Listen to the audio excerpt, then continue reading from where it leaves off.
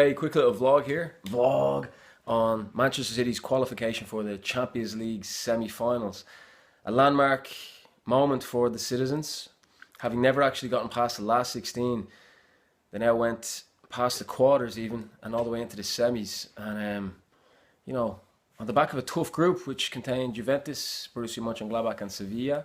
Okay, they had more or less a bye through the last 16 against pretty woeful Dynamo Kiev side, but PSG was a tough hurdle, which they negotiated rather comfortably in the end.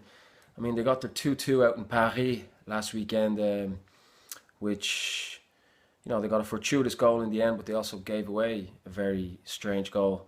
They were worthy of that draw last week, and then they rather comfortably won it tonight.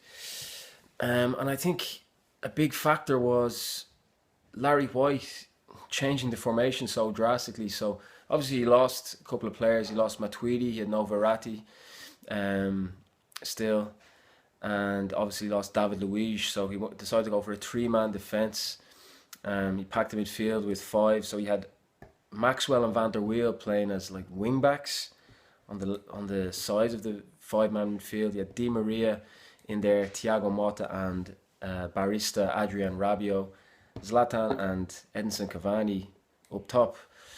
While I do think that worked to some extent, I wouldn't blame it all on a change of formation. I'm not going to get too tactically. I'm not going to break this down too tactically. I think it did give PSG some good possession in midfield by packing the midfield so much, but I just think to bring in a new formation for the first time ever in his whole stewardship at PSG, for the biggest game of their season, to go and change the formation so drastically, it was a big ask for the players to adapt to that. And there was no rhythm up front. You compare that to David Silva and Kevin De Bruyne. They've got this wonderful silky partnership. I don't even need up to Joe. I didn't even take this down as a note. I wasn't counting their passes, but I can assure you they definitely played the most passes between each other tonight. At times it was like mates out on the AstroTurf pitch just playing, pinging passes back and forth to each other. It's so great to see them together because playing off each other, because obviously either one or the other has been injured quite a lot. So it was great to see them. And De Bruyne fittingly got the goal. So he played in some lovely through balls in the first half, which City could have scored from. And he deservedly, it was the Belgian who got on the score sheet with a cracking curled shot into the bottom corner, which gave Trapp really no chance. And from that point, City really cruised on. PSG did have a couple of little shouts. They had an offside goal, which was clearly offside, from Zlatan, who fairly disappeared tonight, it must be said, after a pretty poor first leg in which he missed a penalty and a golden one-on-one chance. Zlatan now exits stage left. He'll be leaving PSG in the summer as the record all-time goal scorer, but with that blot over his mark of never having gotten past the quarterfinals in the Champions League after such a huge investment in the project, as it's so cringingly referred to.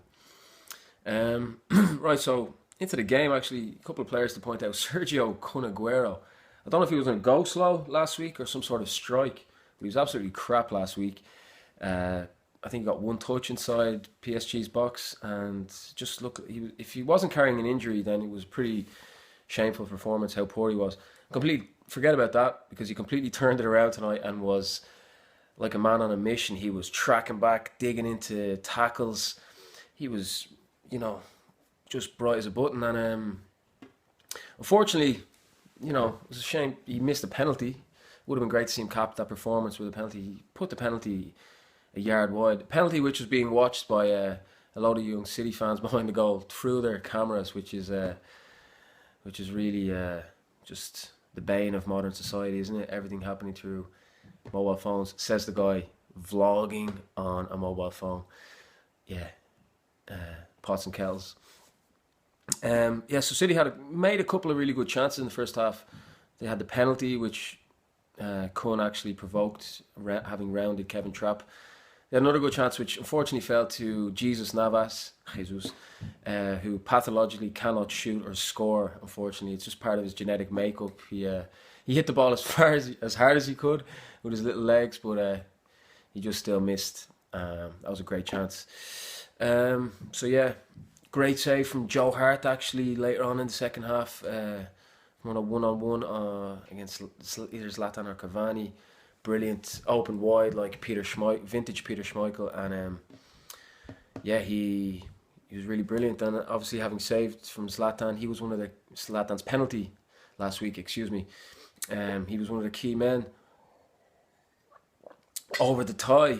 So yeah, I mean PSG just, if you look at their points tally in Ligue 1, like 83. City have 57 from the same amount of games played, and they're fourth in the Premier League.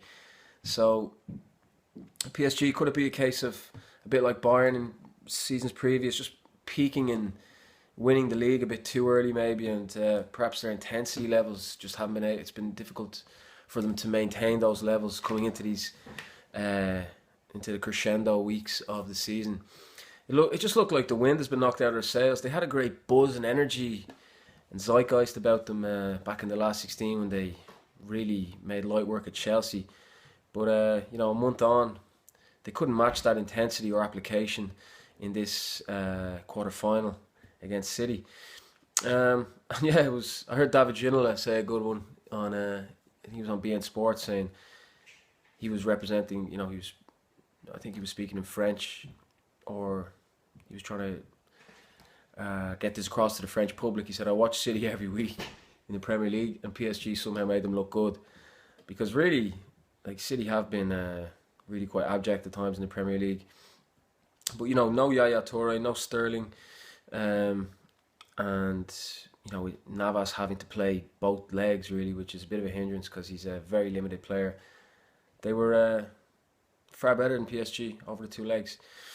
So, yeah, just like to congratulate City now, finally, and to wrap up with one simple philosophical question, and feel free to leave it in the comments. What is Fernando? Cheers.